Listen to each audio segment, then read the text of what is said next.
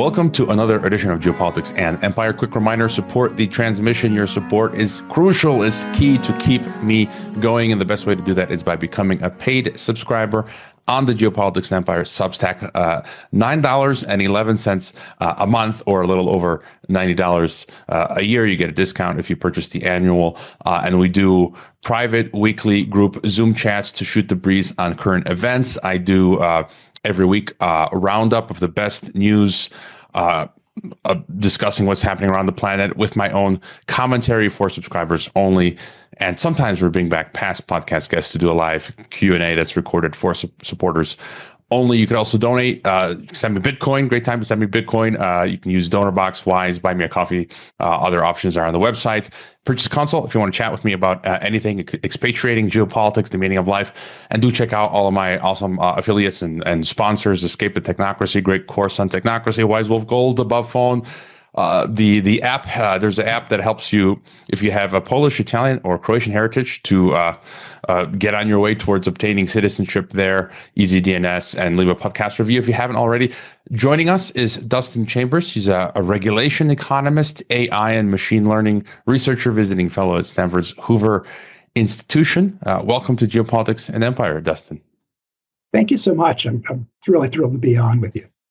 It's great having you on. This is a very timely topic, your field of expertise, and basically we'll be talking regulation, not the sexiest topic, but I think something important. And myself being former international relations adjunct professor, teacher, I think what is important is not sexy sometimes, but what's important is important. Important topics such as regulation. And you've testified before both the U.S. Senate, the Subcommittee on Regulatory Affairs and Federal Management, the Pennsylvania Senate Majority Policy Committee. You've provided written testimony to the Texas House of Representatives and briefed staff from 4 state governors' offices, Alabama, Maryland, Ohio, and South Dakota, and state lawmakers from 18 states. The theme of some of your talks included the regressive effects of federal regulation and a roadmap for reform. You discuss some unintended consequences of an expanding and complex body of federal regulations. You talk about regulations reduce economic growth and GDP, thereby reducing living standards for most Americans. Regulations harm small business. They increase poverty rates and disproportionately increase consumer prices paid by the poor. So, we'll get into DOGE and all that, but tell us about the problem of regulation. I think most people will agree that more government is bad, less government is good. America was purportedly founded with the idea of having a republic, the smallest form of government possible, stopping short of anarchy. So, tell us about what's the deal with regulation in America today. I mean, it's a fantastic question, and it's a really deep point. Neil Gorsuch recently published a book where he talked about the growth of the administrative state. I think it was called Overruled. It's a great book in that he gets into the philosophy of like a Madisonian constitutional construct, and how it was the vision of our founding fathers that they all rules and laws basically would be created by elected officials. So there's accountability. It's, democracy, at least in terms of a republic in the truest sense. And then over time, because of the complexity of government and industry and in some sense, a lack of, on the part of Congress to want to do the work, more and more of these powers were delegated out to individual agencies. It started way back in, I think, 1792 was the first instance where you had members of Congress debating each other as to whether or not they wanted to determine the latest mail routes for the U.S. Postal Service. And there was a fierce debate. And at that time, Congress, basically rolled up its sleeves and did the hard work and dealt with those issues head on. But over time, more and more responsibility has been delegated over to federal employees. Depending on whether you look at contractors or federal employees, there's no exact count on the number, but at most estimates of federal employees range to 3 to 4 million, and then an equally large number of contractors. So it's a huge workforce. If you look at the total number of rules and regulations on the books back in 1970, at the start of the Nixon administration, the total number of rules have increased by about 2.7x by 2024.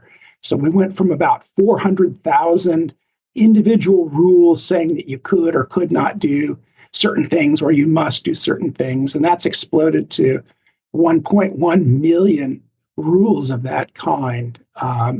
If you looked at all of the federal regulations and you printed them out on hard paper and lined them up end to end, it would be 23 miles long. It's 86 million words. It's literally almost 110 times longer than the King James Version of the Bible. So regulations have gotten out of hand. I would say that most reasonable people would hold that you need regulations to create the rules to the game, to set up common sense guide rails in terms of how businesses and individuals should behave. But the amount of rules that we have on the books is absolutely excessive at this point, and it has a lot of unintended consequences. And we can get into those specific forms and how it has negative effects on individuals and businesses. But it's a major drag on the economy for sure. Yeah, I've treated the topic of the administrative state. There's other synonyms for it, which escape me now. I also, technocracy. I've had on Ned Ryan, who wrote a great book on it. I think Jeffrey Paul, a number of others. John Whitehead of Rutherford Institute, who I've had on, I think he pointed out that basically every day Americans break a law because there's so many of these regulations. And so virtually without basically even doing anything, or I think you break inane laws. And just quick, since you mentioned these numbers of regulations, I've heard, I'm not sure if I heard correctly, but the incoming Trump administration talking about they want to cut the government workforce. Just any comment on that? Yeah, I mean, I think that's definitely one approach to trying to deal with the proliferation of these rules, is to trim back the overall size of government and reduce the number of government employees. But to really get at the heart of regulatory reform, it's going to require a much more concerted effort. Idaho is actually a good case study in terms of a jurisdiction within the United States that has had a lot of success in this regard. Basically, what they did was they attached expiration dates to all of their regulations, and they let all of them expire. They reauthorized the most critical and important regulations, but then they put it back into the laps of the administrators for them to actually recreate or repost rules that they could justify. And they went from 72,000 state-level regulations in 2019 down to about 31,000 in 2023, which was the best in the United States. And the governor recently put out a press release, and he was bragging about the fact that household income growth in Idaho is now #1 in the nation. Unemployment's really low. It's much better than California. So it seems to be bearing a lot of fruit.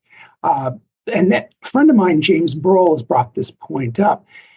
We have to be careful about how quickly we eliminate certain bureaucrats, because there's this concept called the kindergarten principle. If you make a mess, you should clean it up. If we get rid of too many federal employees too quickly, we might not have the manpower to go through these regulations and really clean them up.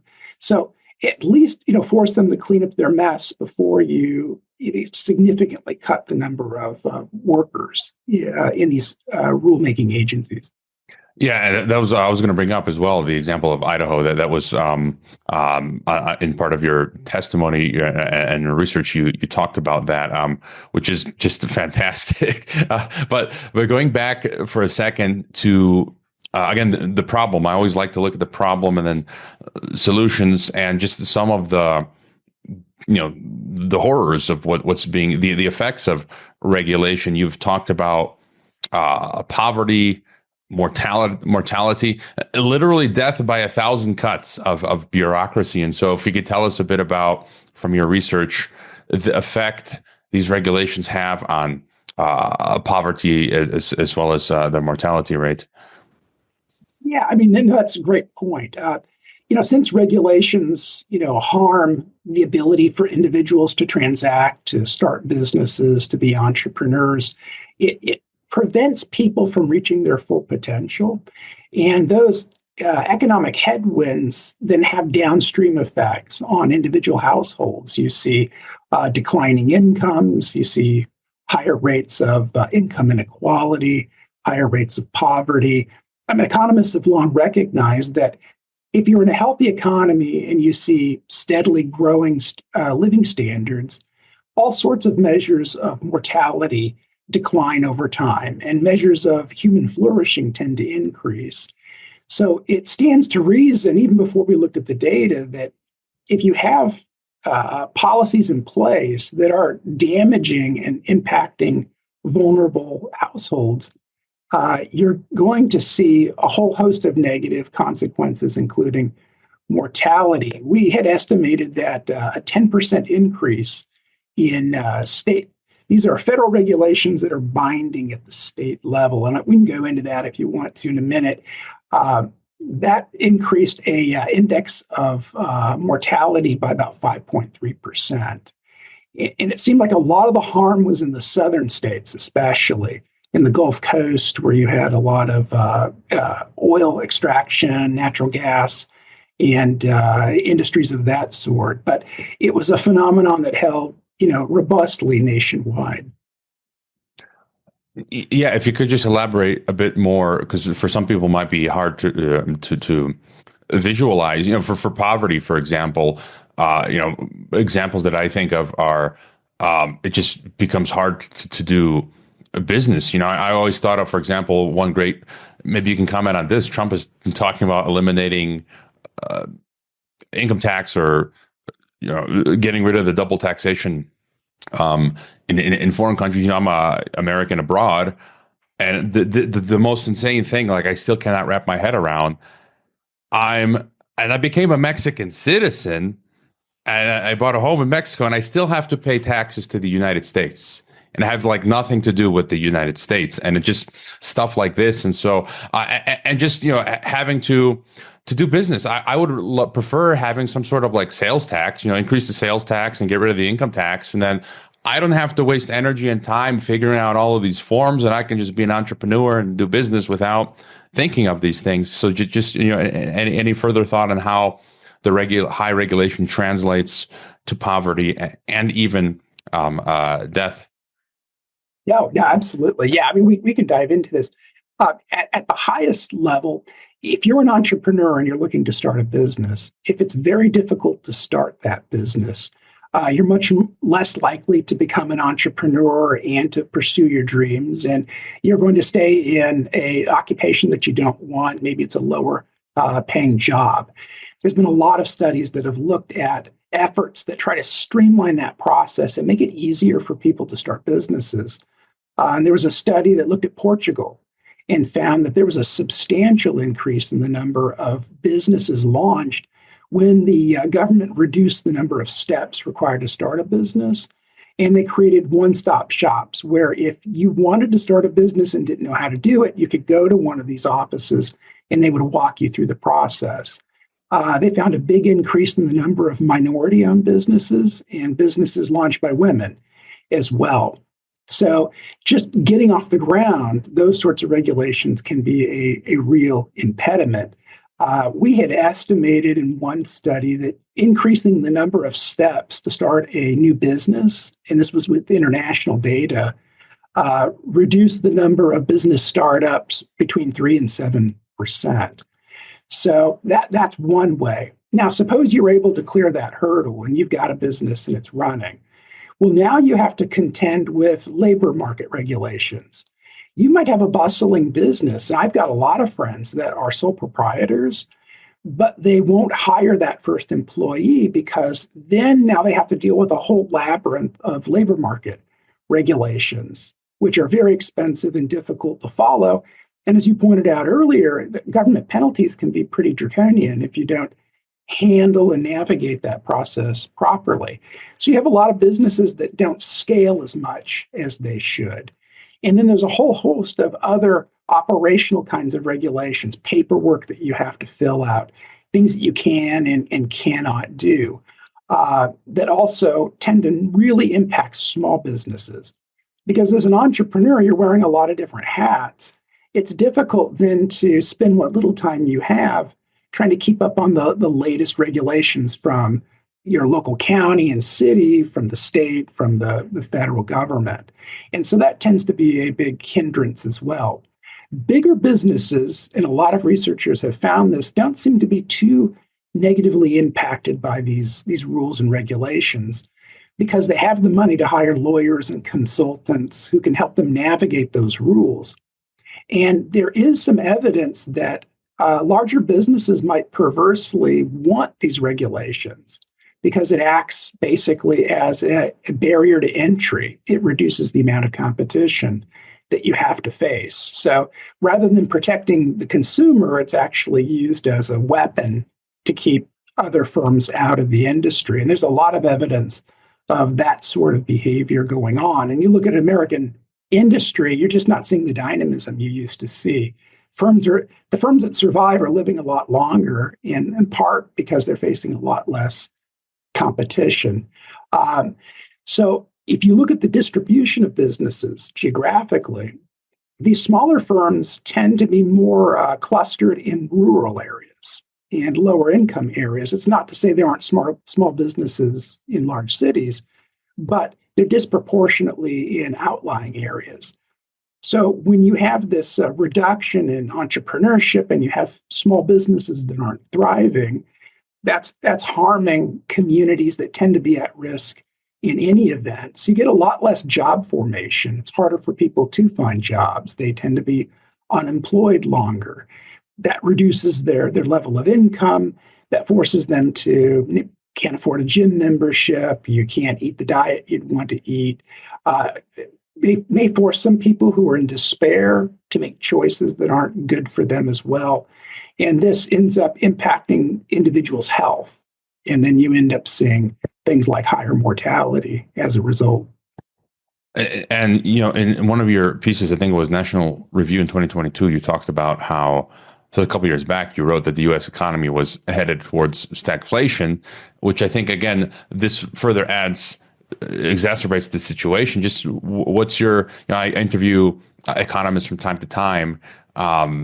It's really hard to say where we are, but things seem to be getting worse and worse financially, globally, but in the U.S., there's talk of the U.S., America being made great again. I'm on the fence. I don't know, but because they have so many tools, the central banks and all that, to extend and pretend to kick the can down the road. But how do you sort of see the economy where we are today?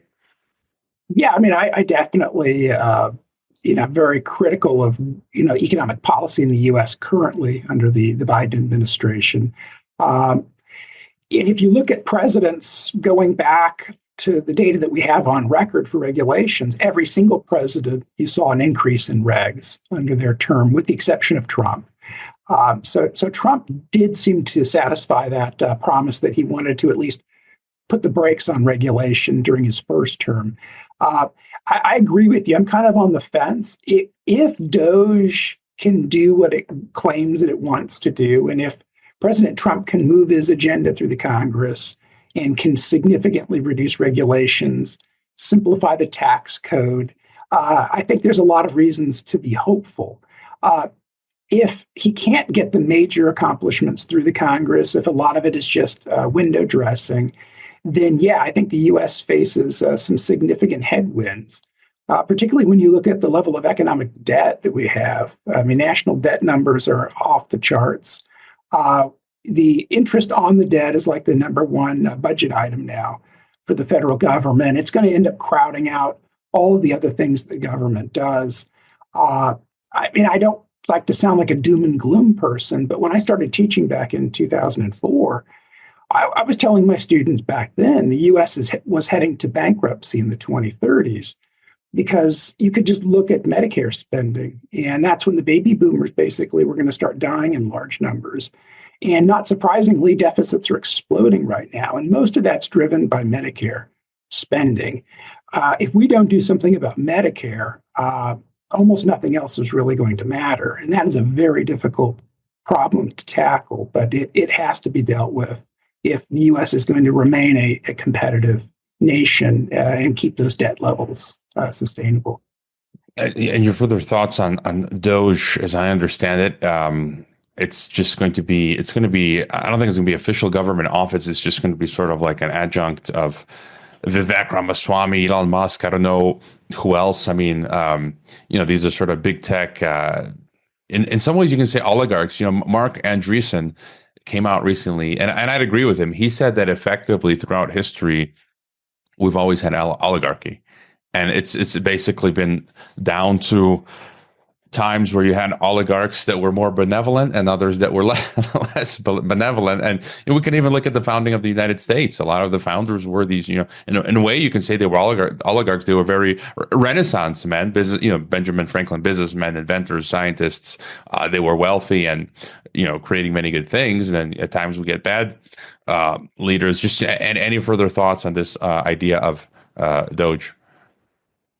Yeah, I mean, I'm cautiously optimistic. I mean, there's a lot of energy there. Obviously, Elon and Vivek have a track record of being very successful in the private sector.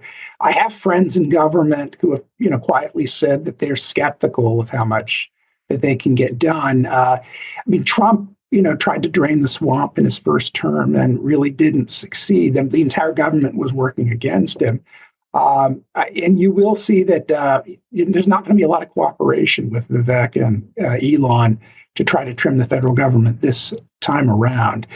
So it's going to be difficult to identify significant waste. I mean, there's low-hanging fruit there. You can obviously identify that, but really digging deep into the budget and finding all the waste is going to be a challenge. And then getting the agencies to cooperate with them to help them ferret out that waste is going to be tough. So I'm optimistic, but I agree with you that it's by no means certain that they're going to be successful in reducing the government in that way. You mentioned Idaho, and there were other examples in your speech and your research. I think Ohio. Arizona, and just your further thoughts on the incoming Trump 2.0 administration. Again, how amenable will it be to deregulating? Do you see a momentum building towards that end? And then, like, realistically, what are some first steps that could realistically be done, and how would it be done? Would technology, new technologies be needed, such as AI? No, it's a great point. Yeah, I mean, definitely AI is something you absolutely would need. When you have something that's 23 miles long worth of text, you could hire 300 lawyers, you could fill a skyscraper with lawyers. It would be very difficult to cull through that much regulatory material by hand and try to identify all of the waste. There have been a lot of governors that have been successful in trying to reduce the amount of red tape within their states. We talked about Idaho. Colorado had some initial successes in around 2015.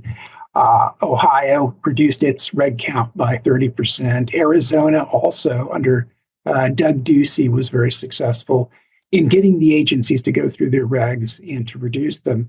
There has to be a cultural shift in the way that people think about regulations from a regulator's perspective. I think a lot of people don't realize that regulators think that their productivity comes down to the amount of rules that they create. I mean, you're a regulator, you need to regulate. And so they pride themselves on the number of new rules that are produced. That's basically the measurement of their output.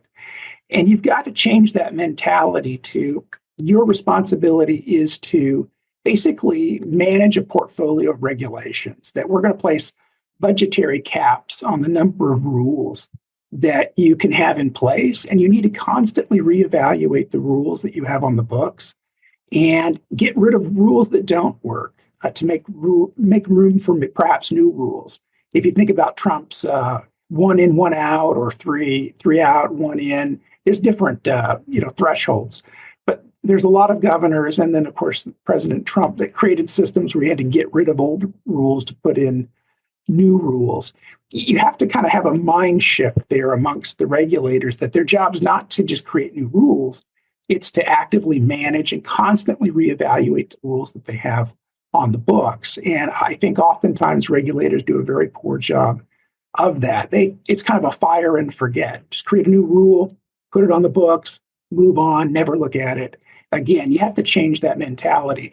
AI can definitely help, but if we look at states where they've been very successful, they've been good at engaging with communities, with business leaders, with other interested parties, and helping them to identify where are the pain points in terms of regulations, and then working to identify those and get rid of those rules. The reason I mentioned the sunset technique earlier is that under current federal law, if you want to eliminate just one single regulation, you have to put that in the Federal Register. You have to announce it. You have to have a period for public comments for the initial rule. Then you have to declare that you're going to promulgate a final rule just to repeal a rule. So the entire process that you normally go through, the whole bureaucracy of creating new regulations, you got to go through that entire process in reverse to get rid of a regulation. And if you're trying to get rid of hundreds of thousands of regulatory restrictions, and you've got to do that for every one of them, it's just not doable. A lot of people were excited when Chevron deference went the wayside. For the listeners who are not familiar with this, going back to Antonin Scalia, there was a standard set by the Supreme Court that basically said that regulations are very difficult to understand and very technical. So the court system was going to defer to the judgment and interpretation of the rules on the part of the regulators themselves. So the regulators got to be judge, jury, and executioner when it came to interpreting their rules and appeals to their rules. And the federal courts basically stayed out of it. That's no longer the case. You have more rights to take grievances against certain rules into the federal court system. But you can imagine the cost of just litigating one rule. It would be enormous and take years to make its way through the courts. You can't attack a leviathan like this, something with this many rules, basically, one little rule at a time. You need a system like what Idaho did to basically say, I'm getting rid of all of these rules. And then you're going to have to make the case for which rules you want to bring back in. And it allows basically, it's like a pocket veto. If an agency realizes that a particular rule wasn't good, they don't have to admit that they were in error in the first place. So it is kind of face-saving for these professional regulators. They can just simply let it go, and that's the end of it. It's a much more efficient mechanism. One of my colleagues, James Brohl, who's at the Competitive Enterprise Institute, had worked with the Trump administration in its waning days to create a sunset clause for all the regulations at HHS, Health and Human Services.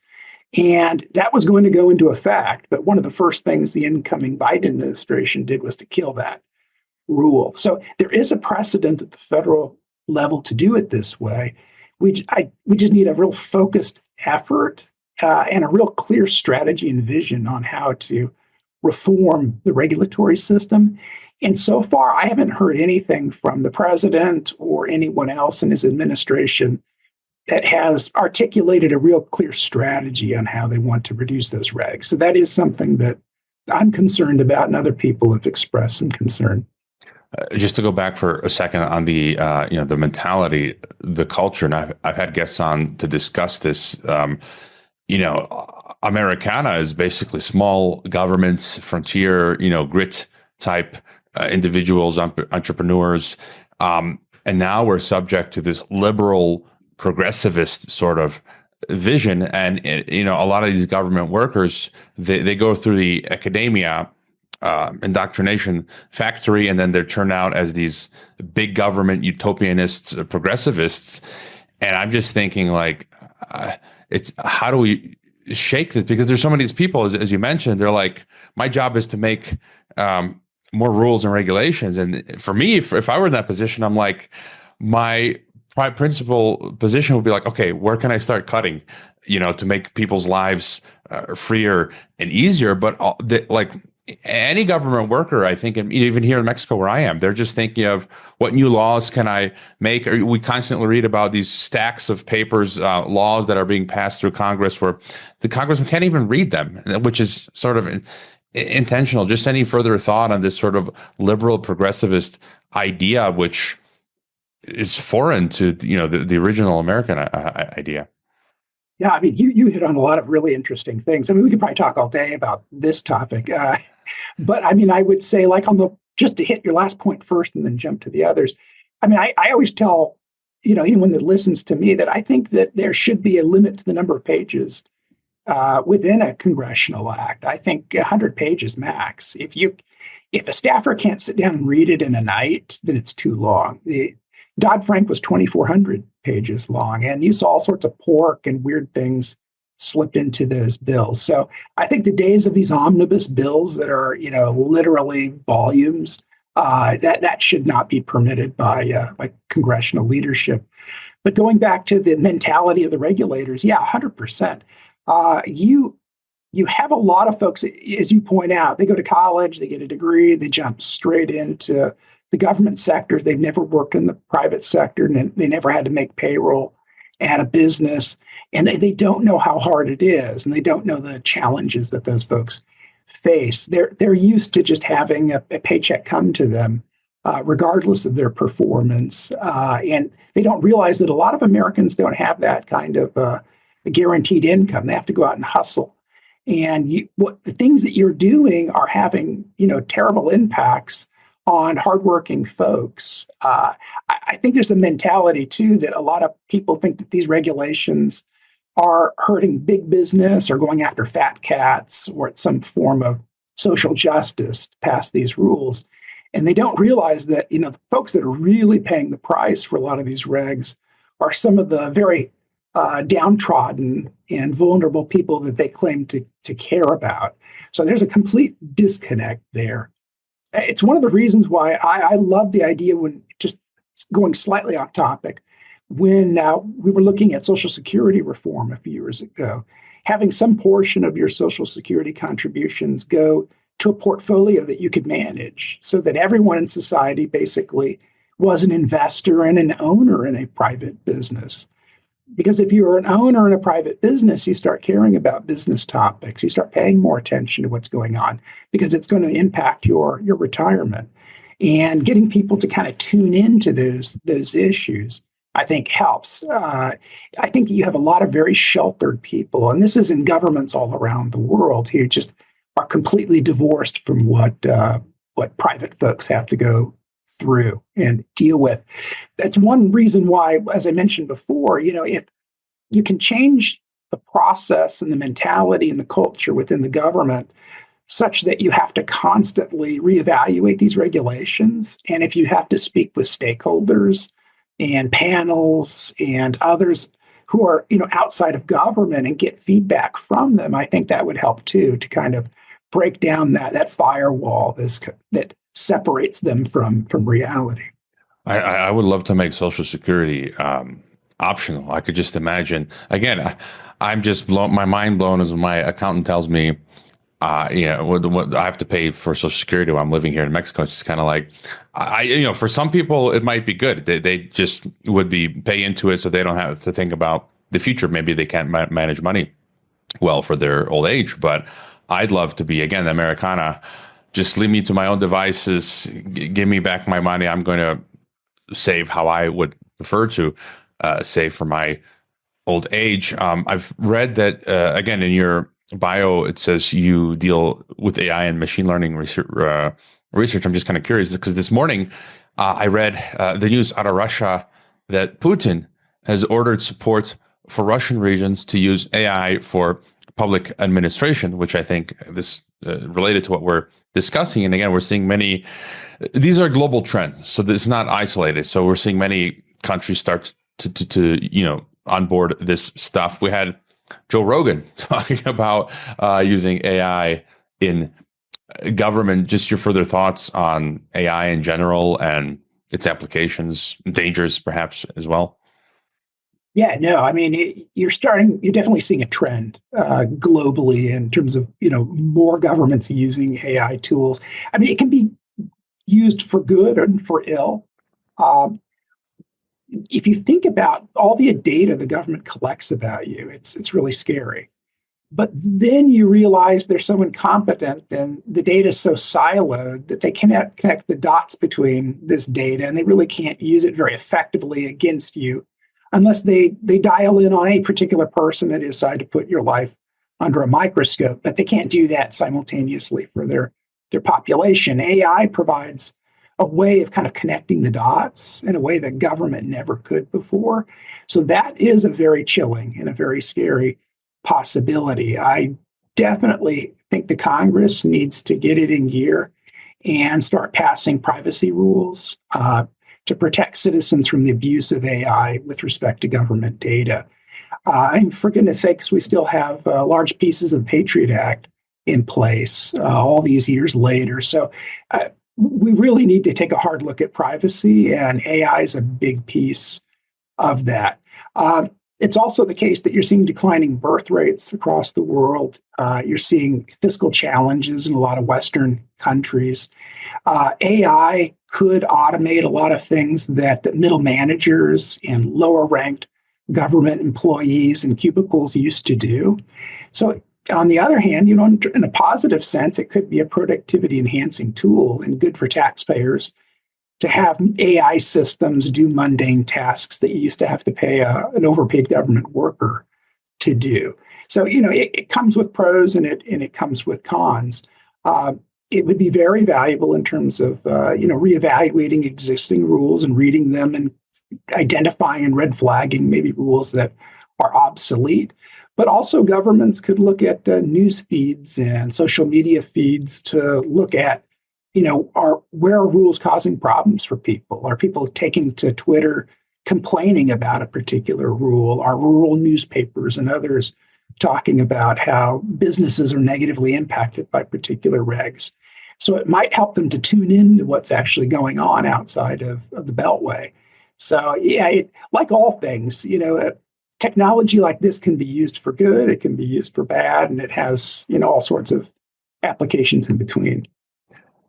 Yeah, I just further along those lines. I like the word nuance. I always talk about that. I think we have to be cautious before jumping the gun. I have said in the past, and this is true. I'd love living in an analog world in some rural part of the world. I've lived in the Gobi in Mongolia, or my other homeland of Croatia. I could do without technology, but it's here. I've seen AI. I've seen other podcasters or alternate independent media folks using AI to save time. For myself now, I no longer have to cut clips manually. I used to use a service where I paid $1 a minute or something to transcribe sometimes podcasts, and they're out of business now. And Substack does that for me automatically. They produce a free transcription, which I used to pay for, $100 a podcast, and now it's free. And I can just select the words and cut a clip easy. So, that's an example of how AI has assisted me. But I always worry, I'll get your thought on this, about dystopia. I'm obsessed with science fiction and dystopia, technocracy, and algocracy. You've got these existential risk folks like Nick Bostrom and others who talk about rule by AI or rule by algorithm, rule by experts. They want to do away with politicians. Again, this is why I get some mixed feelings with the DOGE stuff, where deregulating is good. Like we need the deregulation, but then who controls the algorithm, the AI, right? Again, and so just any further thought? Did you ever worry or wonder about dystopia down the road? Sure. I mean, if you can imagine an AI that is so powerful that humans over rely upon it within the government, you could end up having AI making decisions in ways where you couldn't appeal it to a human. Or you have a problem and the government employee is going to go to the AI to see whether there's an issue. If the AI thinks everything's fine, you're out of luck, because if people stop thinking and they rely 100% on the AI, I could see, if you're familiar with that movie Idiocracy, Yes. you could see a situation like that where you just can't get through to get problems adjudicated, in a fair way, because everyone's looking to the AI and what the AI is giving you in terms of a prescribed solution. So it could lead to a dumbing down if folks aren't willing to critically think and, judge individual circumstances. So you have the surveillance side of it, but then there's always that risk of a dumbing down effect as well. So yeah, I mean, it's definitely something that concerns me. Yeah, I mean, we've seen that with the smartphones and the apps, and I'm seeing more and more people now who don't know how to get around their own hometown anymore because they have outsourced their brain and thinking. It's like they took their brain and gave it to Dr. Google, to Google Maps, and they have unlearned their city streets. But so it's that muscle memory, and that's one example. Or I always think of the movie from 1985 called Brazil, where it's this sort of Kafka-esque, incompetent dystopia future. I had Joe Allen, who does great work. He used to have the show on Steve Bannon's War Room. He's the transhumanism expert. He says, like you said, our future will more likely be algocracy plus idiocracy. So an incompetent, sort of like what we have now, a bureaucratic state that's digital, and it'll be hard to get things done. You're just and like I had experience with my internet here in Mexico, ISP, where I called them on the phone to fix something. The worker fixed one thing but broke another. But after you try calling too many times, you can't get through to a human anymore. They put your number on a list and they say this person has called too many times looking for a human operator. And now the next time you call, it automatically tells you download the app. Right? You can't get to a human, and so now you're just sort of spending all day trying to figure out to solve this problem. Are there any other things that we haven't brought up that you think is important? If the Trump administration does manage to move forward, what would sort of an ideal deregulated world look like for you, roughly? Well, that's a great question. In the province of British Columbia, they were one of the forerunners that did a lot of deregulation around the year 2000. They ended up cutting about half of all of their regulations. When it was all said and done, by rule, they were required to cut at least a third of them. And once the regulators got the hang of it and began critically looking at all of the regulations, they could have stopped at 1/3, but they kept going, and they ended up cutting, I think it was 49% of all their rules and regulations. I've done some recent work looking at the amount of red tape, at least at the state level, and it seems to be 44% in that range for a lot of states. Idaho not included, in Arizona, and states that have taken this seriously. So I could easily see 40-50% of federal rules either being eliminated. And here's the other thing. Even if a rule is necessary, it's not red tape. You need to have a particular regulation over some domain of activity. It doesn't mean that the existing rules are very efficient in terms of how they do it. I'll give you a great example. You may have rules about like shampoo, for example. And the rules might be highly prescriptive in terms of how you have to do human or animal testing and exactly what you have to do when you look at that particular product in testing new shampoos. And it may have lists of chemicals that you cannot put in that shampoo, like a blacklist of things. If you were to take that regulation and rewrite it, it should be that any shampoo that you produce shouldn't do any harm to your scalp. It should be hypoallergenic. It should be non-toxic. You should set rules in terms of design outcomes and goals, and then leave as much room as possible within the rule to allow innovation to create new products. So rather than like blacklisting or whitelisting certain activities, just simply set goals within the regulation. You can create a very compact rule.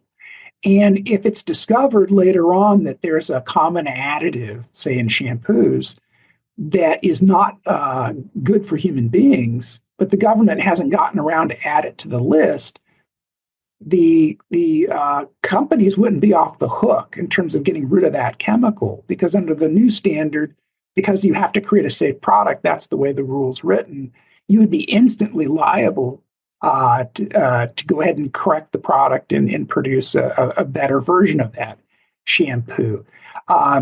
So rather than having a very centrally planned, top-down and prescriptive way of writing rules that tell people how to follow them and exactly what they have to do, you need to create rules that are more outcome and goal-based, and then give space for individuals to innovate. And then they naturally are dynamic. They hold people accountable as information comes in. So there's a right way to write a reg and there's a wrong way to write a reg. So we may end up getting rid of about half of the rules. It might just be blatant red tape. But that doesn't mean that we're not going to have to go in and reformulate and rethink maybe a lot of existing rules that are, over activities or products where we think that you do need regulations. And I wanted to ask if you have any thought. It's all the rage, this discussion now with the H-1B visas. And when it comes to regulation and deregulation, I think that this is also relevant. My wife is not a U.S. citizen, and her non-immigrant visa expired, and we got to do that. And I was considering maybe getting her an immigrant visa, like for being able to live in the U.S. Maybe I come back to the U.S. at some point in the future. And then I'm looking at it says the petitioner. I have to do more research, but as far as I understand, I would have to live in the U.S. to petition her, but I'm living here in Mexico, and just kind of like these sort of rules. And what the EU is doing now, I'm also a European citizen, but now starting next year. Before it was you can just buy a ticket and go to Europe. But now if you're non-European, which some members of my family are not European citizens, you have to fill out a social credit form, pay 10 euros, wait for permission to then go to Europe. And that just complicates the whole process. Like, I don't want to buy the tickets. What if there's a 1% chance they deny a family member's visa, and then now I can't go to Europe? And it's just creating, it's crazy. Do you have any sort of opinion when it comes to migration? I think it should be easier. I'm a believer, of course, in legal migration. None of this illegal stuff. I've lived in half a dozen countries, and they all have strict rules on regulation. I do think it should be easier for people to legally move around as tourists, as for residents, or long-term residents. Do you have any thought on the H-1B stuff? Oh, yeah, absolutely. You had mentioned before that you have a Croatian background. I don't think I'd mentioned that my wife's from Macedonia. So, yeah, I have a whole side of my family which are living in Europe. So no, one of my favorite musicians, I've seen him play guitarists, is Macedonian Vlatko Stefanovski. People can check him out. Amazing. I think one of the top guitarists in the world. But anyways.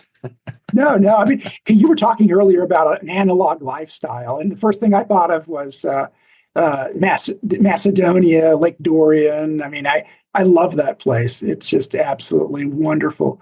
But yeah, in terms of immigration, I think sadly the Republican Party and conservatives in general kind of have a bad reputation on immigration. I think we throw the baby out with the bathwater. America definitely doesn't need more refugees and low-skilled workers, but we need a lot of skilled workers and a lot of semi-skilled workers in certain professions, like construction, for example. If you look at global birth rates, the U.S., pretty much the rest of the world, Asia is going to be declining in population as a continent within, I think, 20 years. Africa will be the only continent with net population growth after that point. And by like 2080, it'll go negative there too. So we need people. The European Union needs people. I think we need to be strategic in how we approach immigration. If you look at the Australians, I think they've always been at the cutting edge of this. They have like a scoring system where they looked at your occupation and what you do, and maybe if you have capital, you want to come in and start businesses. And if you either were bringing a lot of capital to Australia, or you were a highly skilled worker in maybe a critical area like nursing or doctor or an engineer, it was pretty easy to immigrate to Australia. Trump has talked about if you get an American degree, you might be able to obtain a visa much more easily. I think we definitely need to think outside the box and have a strategic view on better immigration. There's a lot of folks that would love to move to the United States. These are folks that would add a lot of value here. They have families. They pay taxes, good members of the community. I think that we need to encourage that. And as I said before, people right of center kind of have a bad reputation with regard to immigration. I think this is a golden opportunity to kind of flip that script on its head and say, no, we're very pro-immigration, but you have to do it in an orderly way. As you mentioned before, you can't just jump the border or sneak in. There's an orderly process, and it's fairly easy to immigrate to the U.S. under a system like that, but you have to do it the legal way. And if you don't, then we're going to be very aggressive about deporting you. I think that's a better approach. We definitely need that human capital, and I hope that folks on Twitter and on X and other platforms aren't too quick to push against immigration. That's not what this election was about. Part of it was about trying to, get in the anarchy at the border, keep terrorists from coming over, having an orderly process. It was not to stop immigration. Immigration doesn't hurt Americans. Immigration only helps Americans. It's really the whole concept and economics of free trade. But we're talking about people and allowing them to come here and voluntarily transact and trade with Americans. It makes everyone better off in the long run. Yeah, I mean, myself growing up in Illinois, around Chicago, it's all either immigrants or first, second generation immigrants. And again, I think the key is illegal versus legal migration. And I think legal migration is the way to go and allow. I mean, I've gone again. We should be allowed to go where we like. There should be some basic rules. If you're a legal migrant and you do something crazy, you get deported. Same thing would happen, when I was living in a foreign country. They could just deport me if I did something really stupid. And that's that. You mentioned the EU. I wanted to bring them up, being an EU citizen, to get your thought. Do you see any regions of the world or countries that are going in the opposite direction? I think the EU is an example of what not to do. They're going completely insane. They want to just ban everything, regulate everything. These electronic digital IDs, censoring X, all this crazy stuff, digital currencies, just to limit, increasing taxes and controlling movement and banning gas-powered cars. I mean, you just name it. Do you have any thought on the EU? Do you see it as sort of what not to do? Oh, absolutely. I mean, everything that you said is spot on. You get about 40% of the population in the European Union, I think, that see things in a similar way to the way we see them. And, there are growing reform efforts and movements within Europe. You're seeing the French government getting toppled. It's looking like in the March elections, the current coalition government in Germany is going to be defeated. A more conservative leader came to power in the Netherlands. I don't think the Labour government in the UK has got much time left. So you could see it swing the other way. But currently, this is very progressive policy that, by the way, are not very popular amongst, just mainstream rank and file citizens in the EU. It's exactly the wrong way to pursue policy there.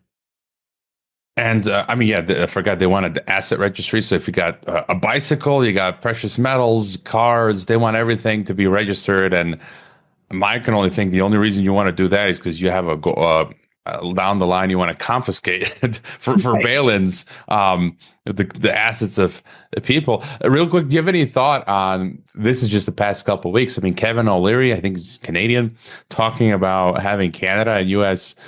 join, creating a common EU-like passport, or this Panama Canal and Carter just passed and Greenland. Did you have any thought on the sort of these fun talking points? Yeah, it's an interesting thing. I mean, my first thought was I thought we had that with NAFTA, and then with the CAFTA and these new programs, with USFTA, I think is what Trump's new version of NAFTA was called. I mean, one of the lessons I take from the EU is that economic union's great, but you don't need a political union. You don't need to have a government in Brussels that sets rules for the entire EU. I mean, I don't want to turn Canada into the 51st state, and I certainly don't want to create a political union where somehow we organize politics between the two states. I have nothing against free trade with Canada, basically opening the border up in terms of moving goods and services, and even the free flow of labor. But Canada would have to seriously revamp its immigration policies, because they make it very easy for anyone to come to Canada, and we don't want them to allow just anyone to come into the U.S. as a result. So there would have to be some coordination on that point. So, I mean, I agree with O'Leary. I think that we should look at how we can, improve free trade and reduce frictions with Canada.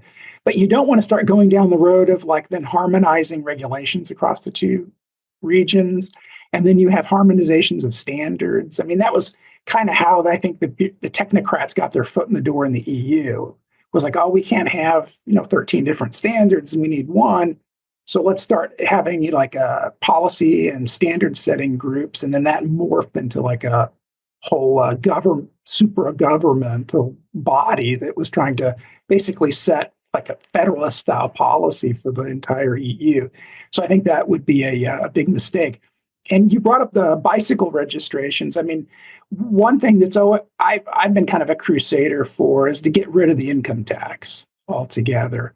And there's a reason why the founding fathers explicitly forbid that within the Constitution. And of course, Wilson got rid of it with the constitutional amendment in the early 1900s. If you have an income tax, then obviously the government has a reasonable interest in knowing what your income looks like, so that they can determine if you're dodging your taxes. So once I have an income tax, then the government has reason to want to know what I'm doing in terms of my banking accounts and brokerage accounts, because they want to track my income. If we want to get back to privacy, I think you have to get rid of the income tax. I would prefer a consumption tax, basically a sales tax on goods and services. And what I love about it is that there's no point to laundering money anymore. There's no point to trying to get people on tax evasion. Whether you're a drug dealer or you're an honest person, at the end of the day, what are you going to do with the money that you have? You're going to spend it, right? So there's no way to dodge your taxes under a system like that. Once you go out to spend your money, you got to pay your taxes. And then the government doesn't have any compelling interest to know about how you're earning your money. They just simply collect the sales tax that you pay when you buy things. So it would create a much smaller footprint in terms of government surveillance into your finances. And then that gets into cryptocurrency and other interesting issues as well. So yeah, I think we definitely could be heading down a dystopian road if we don't kind of put the brakes on and maybe change the way the government finances itself. Yeah, just on the income tax thing, we look at a lot of different topics, wokeism, trans, all this crazy stuff, and you go to third world countries, foreign countries, they don't have time to think about none of this stuff. They're not woke. They're traditionally socially conservative countries. Like I lived in Kazakhstan, and their primary focus is family, the traditional family, husbands, wives, children, grandparents, aunts and uncles, and economy, making enough money to live. And it's I think this is what most people are concerned of. When you mention income tax, sales tax is even here in Mexico, most people are concerned with just making their daily wage and living and surviving. Do you see any way of for me, for the Trump 2.0 administration, if he could only do one thing, for me, it would be doing something with regarding the income tax. Do you see? And it's been around. We all talk about the Federal Reserve, which is private, and all this sort of stuff. Do you realistically see any dents being made in that? I mean, under the Biden administration, didn't they hire something like 87,000 new IRS agents? From what you're hearing, do you think we could move in the direction of attacking the federal income tax? Uh, yeah, I mean, I don't hear anyone talking about it really. I mean, folks like you and me, and more intellectual people who are interested in politics, and take our founding documents seriously. It's a tiny minority of the population, we're jazzed up about it. I don't hear a lot of talk on social media or anywhere else about like really comprehensive tax reform in terms of the system. But I think that it's critically important in terms of promoting growth in the long run. Even if we didn't get rid of the income tax, if we could at least move toward like a flat tax. Steve Forbes for years was talking about like a 17% flat tax. But I like the idea of a national sales tax, because basically it makes investing free. If you choose to save, you don't have to pay any taxes on it. If I have IBM stock and I want to turn that into Amazon stock, why should I have to pay taxes just to transform one financial asset into another? I'm not consuming anything. So it gets rid of a lot of the frictions that lock up and inefficiently allocate capital within the economy. Bottom line, you'd get a lot more economic growth and prosperity if you had a system like that. But I just don't see very many serious folks, at least with power in DC, talking much about significantly reforming the tax system. I think I saw a stat recently where there were 1.5 million words in the federal tax code back in 1955, and that had climbed all the way to 16 million words as of last year. I mean, 16 million words. It's ridiculous. Javier Milei recently announced that he wants to get rid of basically all taxes except 6 different distinct taxes. I mean, if Milei can do that in Argentina, and Argentina was a completely backward basket case of a country in terms of bad policy. I mean, it was like Cuba. If they can do it, I don't see why we can't do it. So I think it's important we keep talking about this and keep kind of pushing that narrative. Hopefully it catches some traction and people are interested in the topic. Yeah, when you mentioned flat tax, I worked in Kazakhstan for 4 years, and I didn't have to pay U.S. income tax because I had the foreign exemption, but it was only 10% tax in Kazakhstan, which, I mean, I don't want to pay any taxes, but 10% is still pretty low for a country like Kazakhstan. And I guess just got another question, since you mentioned the Amazon stock thing. You mentioned earlier crypto and Bitcoin. There's talk about regulation there, strategic Bitcoin reserve. I mean, this is one of the reasons that has prevented me from using crypto as a U.S. citizen. I'm very I filed my taxes, all that, but I'm reticent to, as far as I understand, if you use buy and sell cryptos, you have to like track every transaction, calculate the, as it's going, the gain. And like, for me, that is madness. And I'm just like, I do accept donations, but I'll take them, hodl them, and then just basically cash out. And I don't feel like using it because it's just, for me, it's too much of a headache. Do you have any thought on where we might be going with Bitcoin or cryptos? No, I 100% agree with you. It's a nightmare. I do like Bitcoin and other cryptocurrencies, and I have had the joy of filing taxes with that. And if you get into anything more complicated, like decentralized finance or exchanges, it becomes a nightmare. And under the Biden administration, they just announced that they're changing the entire accounting system for how this works. We used to have something called a universal basis, where you could take everything that you did in all your wallets and basically dump them into one pile and have software crunch the numbers. And now they want you to do it separately for every wallet that you have. And then every one of those wallet providers has to send Uncle Sam a like 1099 at the end of the year. And they announced it 2 weeks before the end of the year and said, oh, okay, we're giving you a safe harbor, but you've got to declare what your accounting methods are going to be, and you've got to, get a snapshot of all your holdings, and basically gave people no time to do it. It's classic, Washington, D.C. They're not really very concerned about the average taxpayer involved in these things.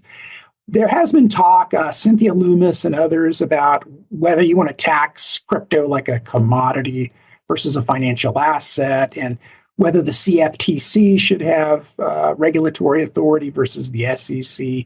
So I do expect that this administration is going to try to push some kind of a comprehensive cryptocurrency regulation law through, and hopefully it has more generous tax implications associated with it. But you're right, it's a total nightmare. For the listeners who aren't familiar with this, imagine that you bought a bunch of Bitcoin and you got lucky and you got rich off of it. And imagine that you want to go buy a Coca-Cola with a little bit of Bitcoin, which would be a dumb thing to do. Gresham's law, usually bad money crowds out the good. You usually want to use your dollars, but imagine that you did want to pay with your Bitcoin.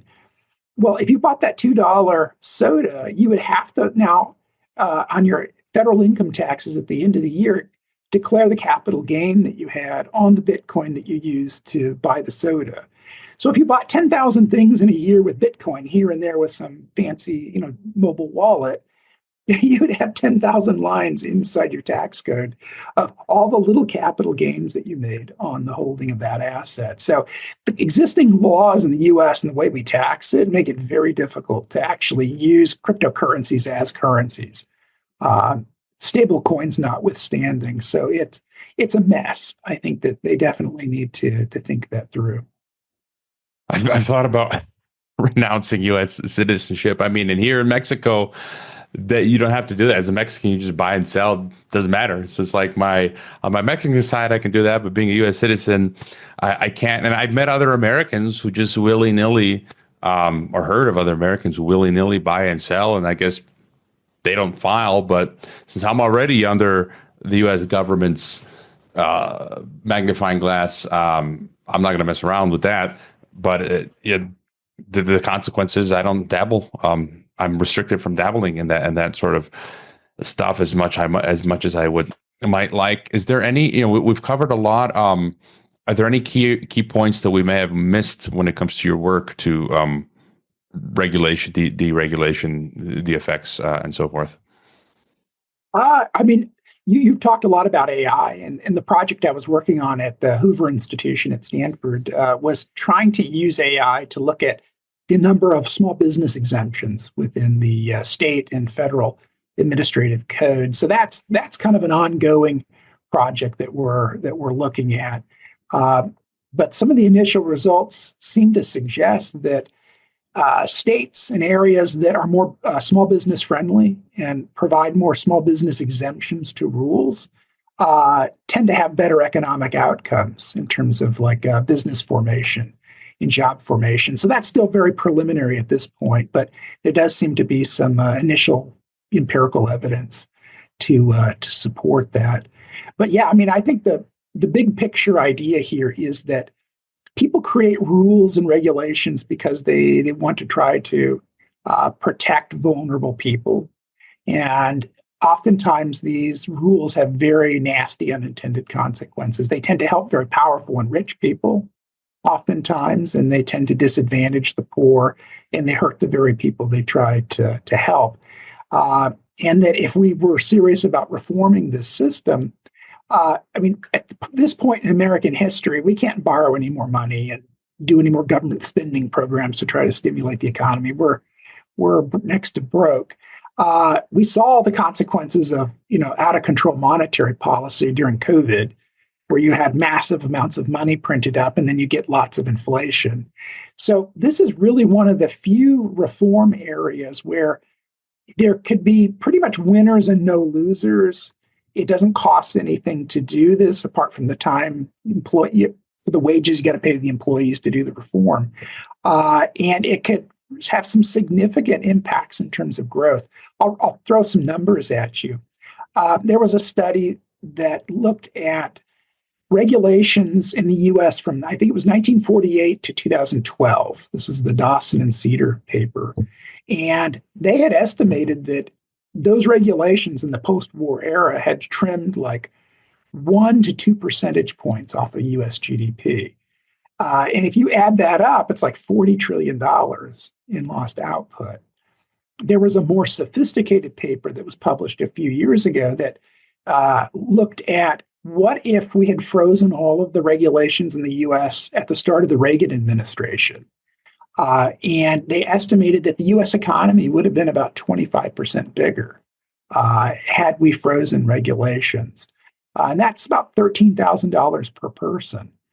So this isn't like just some small annoyance. This is something that could have dramatic impacts on living standards.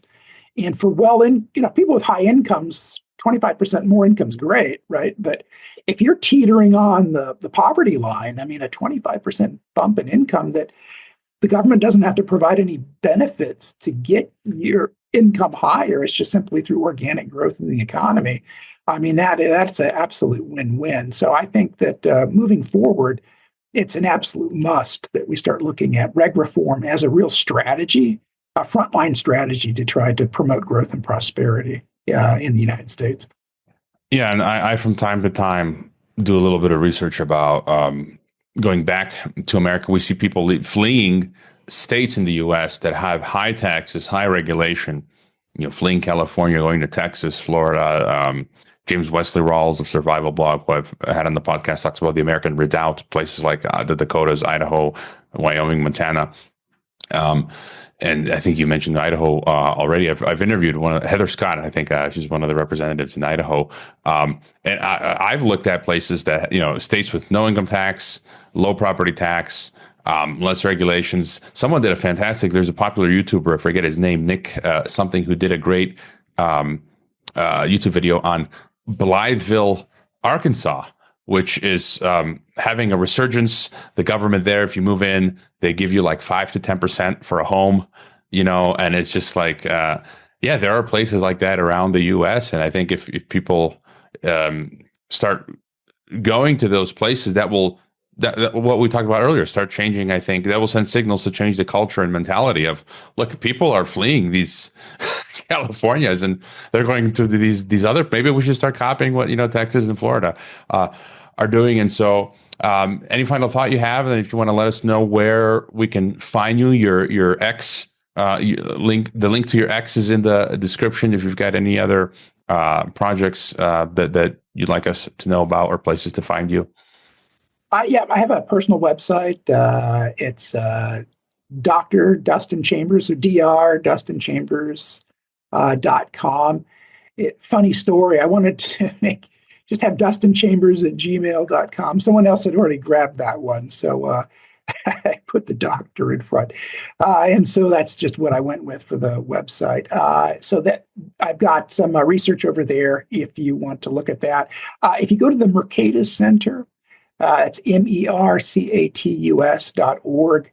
And you type Dustin Chambers, there's a landing page there with a lot of the research that I've done, particularly the public policy outreach stuff is over there. So that's a great place to look. So I think that pretty much covers most of it. I mean, this is a deep topic. You could talk, for hours on it, but I think that covers, I think, a good introduction to it. But no, if anyone's interested, they can also hit me up on X, and I would love to talk to them offline. All right. Well, here's hoping at least Trump 2.0 administration makes some headway towards deregulating. Thank you for the work that you do and for coming on the podcast, Dustin.